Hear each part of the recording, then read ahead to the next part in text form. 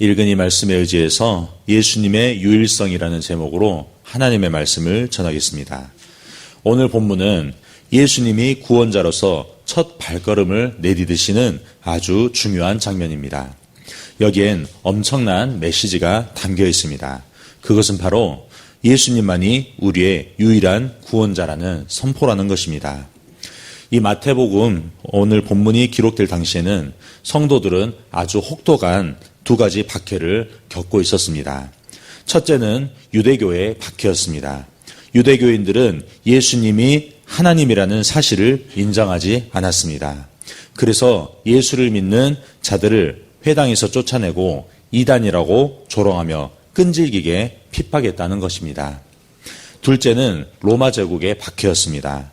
로마는 황제만을 주라고 고백하고 강요했습니다.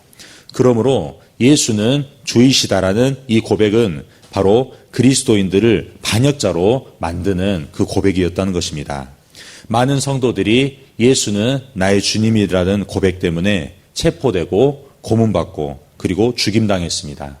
잡히지 않은 성도들은 가정과 직장을 잃어버리고 경제적 기반 없이 제도권 밖에서 살아가야만 했습니다. 그뿐만 아닙니다. 교회 안에서는 예수 외에도 다른 구원의 길이 있다는 혼합주의가 고개를 들고 있었습니다. 그리고 자칭 메시아, 사람인 어느 누군가가 자기 자신이 구원자라는 그 이단의 가르침들이 있었다는 것입니다. 예수만이 유일한 구원의 길인가? 이 질문에 대해 많은 사람들이 의심하고 점점 성도들 사이에서도 퍼져나가는 혼란스러운 시대였다는 것입니다. 오늘날도 별반 다르지가 않습니다. 예수만이 유일한 구원자인가? 정말 예수님만 믿으면 되는가?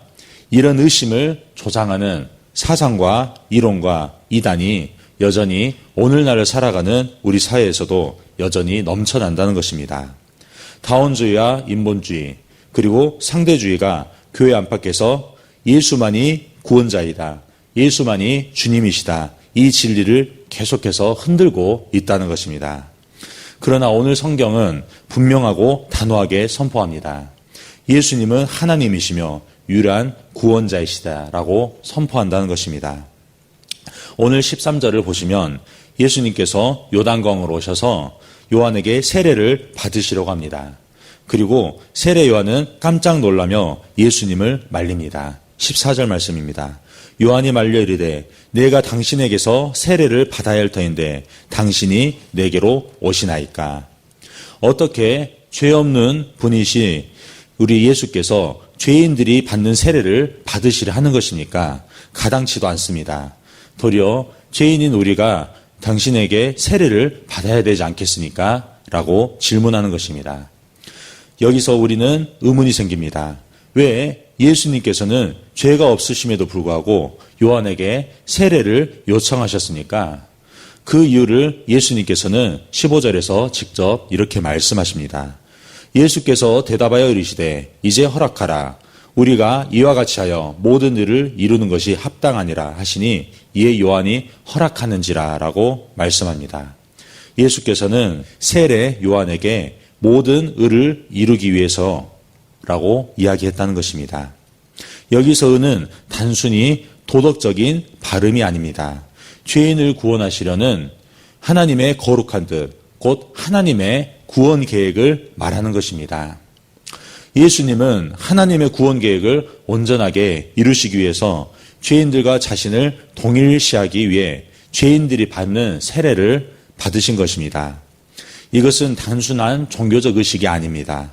죄인들을 대신해 그 죄를 대신 짊어지시기 위한 그 대속 사역을 시작하신 것입니다.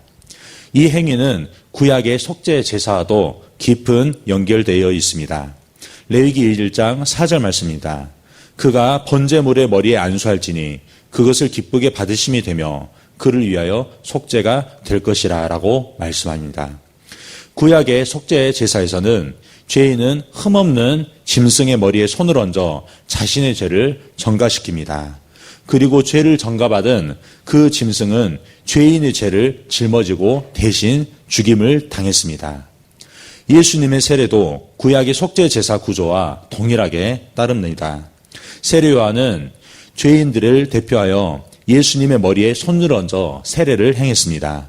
이는 온 인류의 죄가 예수님께 전가되었음을 상징하는 행위라는 것입니다.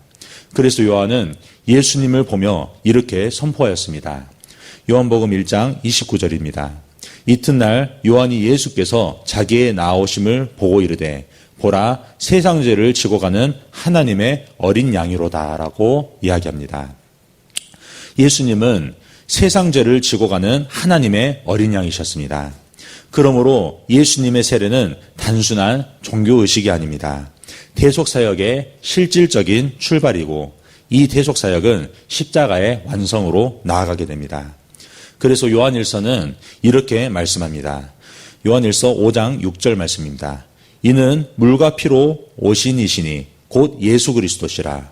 물로만 아니요 물과 피로 오셨고라고 말씀합니다. 물은 예수님이 우리의 죄를 전가받아 대속제물이 되신 것이요 피는 대속제물로서 우리의 죄값을 담당하신 것을 의미한다는 것입니다. 예수님은 세례, 곧 물로 대속사역을 시작하시고 십자가, 곧 피로 완성하셨다는 것입니다. 이로써 예수님의 구원이 정당하고 영원한 구원의 근거가 된다는 것을 증언으로 선포하셨다는 것입니다. 두 가지 증언이 있으나 오늘은 그 첫 번째 증언을 소개하고자 합니다. 첫 번째로 성령이 증언하시고 선포하셨다는 것입니다. 16절 말씀입니다. 예수께서 세례를 받으시고 곧 물에서 올라오실새 하늘이 열리고 하나님의 성령이 비둘기같이 내려 자기 위에 임하심을 보시더니라고 이야기하십니다. 예수님이 세례를 받고 물에서 올라오실 때 하늘이 열리고 성령이 비둘기처럼 임하셨다는 것입니다. 구약에서는 왕과 제사장과 선지자가 이 사명을 받을 때 성령이 일시적으로 임하였습니다. 그러나 예수님은 그 구약의 왕과 제사장과 선지자들과는 달랐다는 것입니다. 요한복음 3장 34절 말씀입니다. 하나님이 보내신 이는 하나님의 말씀을 하나니 이는 하나님이 성령을 한량없이 주심이라 라고 말씀합니다. 여기서 한량없이는 예수님에게 성령이 무한히 그리고 제한 없이 임하셨다는 것을 의미합니다. 구약에서 성령은 일시적이고 제한적으로 임하였습니다. 그러나 예수님께는 성령이 영원하고 충만하게 임하셨다는 것을 말씀한다는 것입니다. 이는 예수님이 성령을 필요로 한 인간이 아니라 성령과 함께 하시는 하나님 자신이심을 직접 보여주시는 말씀이라는 것입니다. 그래서 예수님께서는 이렇게 말씀하십니다. 요한복음 15장 26절 말씀입니다. 내가 아버지께로부터 너희에게 보낼 보혜사 곧 아버지께로부터 나오시는 진리의 성령이 오실 때 그가 나를 증언하실 것이오 라고 말씀합니다. 예수는 성령을 받는 분일 뿐 아니라 성령을 보내시는 분이라는 것입니다. 이는 예수님이 하나님이시라는 뜻을 말씀한다는 것입니다. 그럼 예수님에게 성령이 비둘기같이 임했다는 것은 어떤 의미입니까? 비둘기는 창세기 8장에서 홍수 심판이 끝났는지를 알아보기 위해 내보낸 새로 처음 등장한다는 것입니다. 그 비둘기가 감람나무 잎사귀를 물고 돌아옴으로써 하나님의 진노의 그 심판이 끝나고 이 땅에 새로운 시작이 도래했음을 알렸다는 것입니다. 그러므로 예수님께 이 비둘기 같은 성령이 임한 것은 하나님의 진노의 시대가 끝나고 하나님의 구원 시대, 곧 하나님과 사람 사이에 화해가 시작되고 평화의 시대가 열렸음을 상징한다는 것입니다. 이 사건은 이사야 11장의 예언이 직접적으로 성취한 사건입니다. 이사야 11장 2절 말씀입니다. 그의 위에 여호와의 영, 곧 지혜와 총명의 영이요 모략과 재능의 영이요 지식과 여호와를 경외하는 영이 강림하시니리. 그가 여호와를 경외함으로 즐거움을 삼을 것이며 그의 눈에 보이는 대로 심판하지 아니하며 그의 귀에 들리는 대로 판단하지 아니하며 라고 말씀합니다. 여기에는 성령의 11개의 성품이 나열되어 있습니다. 지혜, 총명, 모략, 재능, 지식, 여호와 경외, 즐거움, 공의, 정직, 겸손, 성실. 이제 이 땅에 오신 예수님은 이 성령의 11개의 성품으로 이 세상을 다스리기 위해 우리를 다스리기에 오셨다는 것입니다. 그때 이 세상에 무슨 일이 일어나게 됩니까? 6절 말씀입니다. 그때 이리가 어린 양과 함께 살며 표범이 어린 염소와 함께 누우며 송아지와 어린 사자와 살진 짐승이 함께 있어 어린아이에게 끌리며 젖 먹는 아이가 독사의 구멍에서 장난하며 라고 말씀합니다. 이 말씀은 단순히 동물 간의 생태 변화를 말하는 것이 아닙니다. 모든 관계의 화해와 평화, 그 상징을 의미한다는 것입니다. 강자와 약자, 주인과 노예 간의 화해와 평화 관계, 그리고 두려움 없는 관계를 의미한다는 것입니다.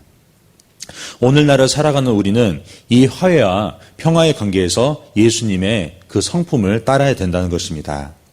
사람의 화해와 사람의 평화는 예수께서 세우신 기준에 미치지 못한다는 것입니다.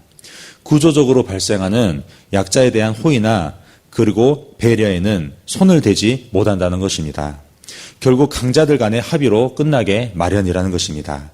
문제에 대해서는 침묵하는 것으로 그 문제가 마무리되어 버립니다. 사회에서나 가정에서나 우리가 빈번하게 겪을 수밖에 없는 문제라는 것입니다.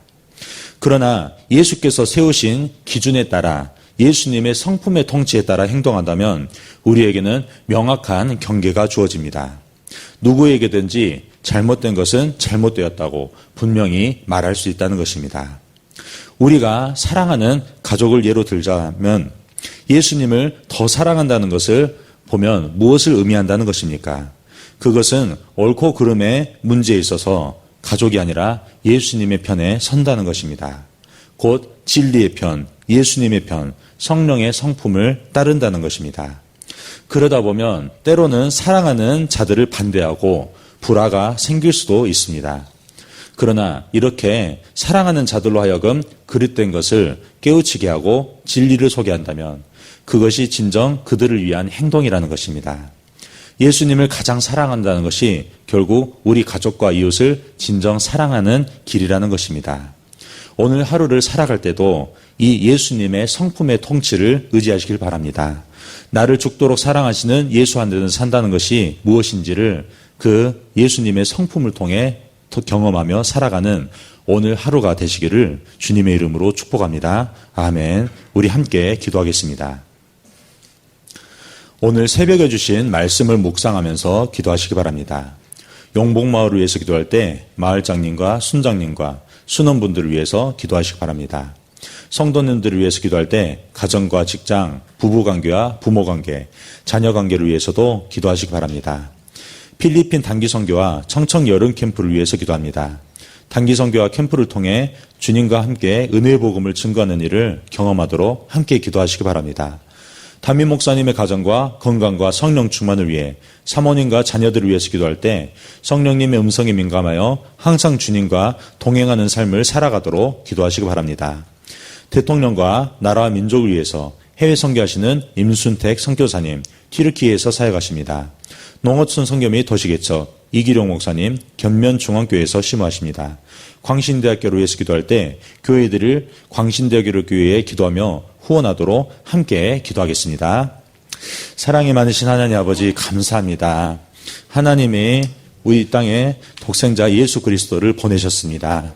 하나님께 미치지 못하는 우리들을 위해서 친히 이 땅에 육신을 입고 예수님으로 오셨을 때 사람들이 너무나도 놀란 점이 있습니다. 우리가 도리어 예수님께 세례를 받아야 되는데 왜 예수께서 우리를 위해 세례를 받으십니까? 바로 우리의 죄를 하나님께서 예수님을 통해 짊어지시고 우리를 구원하게 하시려는 이 일을 오늘 이 시간도 믿게 하여 주옵소서.